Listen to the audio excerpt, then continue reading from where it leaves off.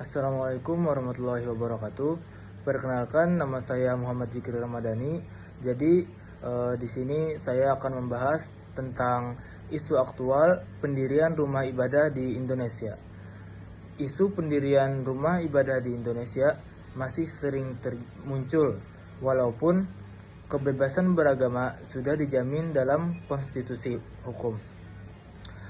Menurut saya, hal ini terjadi karena adanya perbedaan antara jaminan hukum dan praktik sosial di lapangan. Secara hukum, negara memang menjamin kebebasan beragama, akan tetapi dalam kenyataannya masih ada beberapa faktor seperti politik, sosial, dan juga budaya, yang mana faktor tersebut membuat pendirian rumah ibadah menimbulkan suatu konflik. Kapan akan berakhirnya isu aktual tentang pendirian rumah ibadah di Indonesia? Menurut saya, mungkin konflik seperti ini tidak akan hilang sepenuhnya dalam waktu dekat, akan tetapi dapat diminimalkan jika masyarakat memiliki sikap terbuka dan menghargai hak orang lain. Contohnya yaitu memperkuat pendidikan toleransi, yang mana dengan toleransi tersebut itu sebagai bentuk wujud kita menghargai perbedaan agama dan suku dan juga budaya,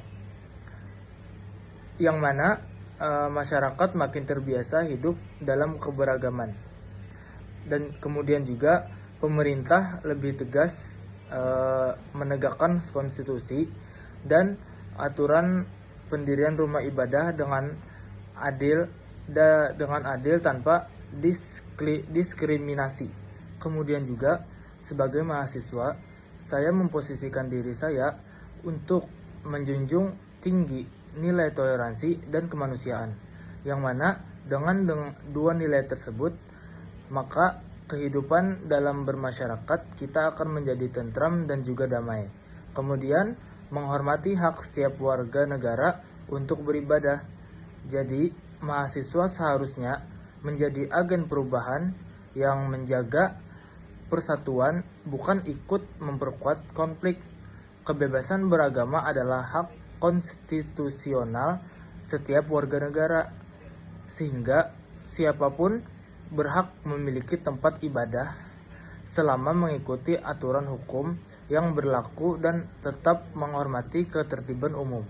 Kemudian saya akan membahas tentang apakah masyarakat di Indonesia termasuk masyarakat madani. Menurut saya jawabannya tidak. Jadi masyarakat di Indonesia belum sepenuhnya dapat dikatakan sebagai masyarakat madani yang ideal, melainkan masih dalam proses menuju masyarakat madani. Jadi ada beberapa alasan mengapa masyarakat madani di Indonesia belum termasuk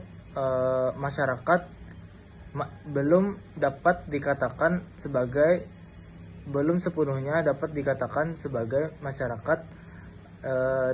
masyarakat madani di Indonesia. Yang pertama yaitu belum sepenuhnya menjunjung hukum, yang mana penegakan hukum di Indonesia sering kali dinilai tidak adil atau berat sebelah. Kemudian yang kedua, konflik sosial dan kurangnya toleransi. Sebagaimana kita ketahui bahwa masyarakat di Indonesia termasuk masyarakat yang majemuk.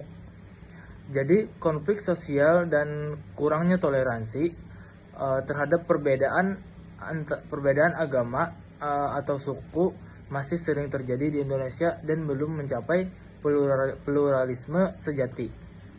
Kemudian yang ketiga yaitu ruang publik masyarakat untuk mengungkapkan pendapat.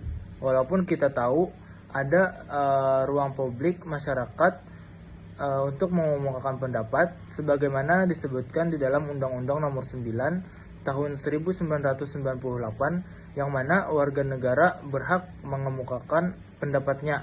Akan tetapi Sering kali terjadi di Indonesia bahwa pendapat masyarakat dibungkam oleh pemerintah. Mungkin itu saja yang dapat saya sampaikan. Wassalamualaikum warahmatullahi wabarakatuh.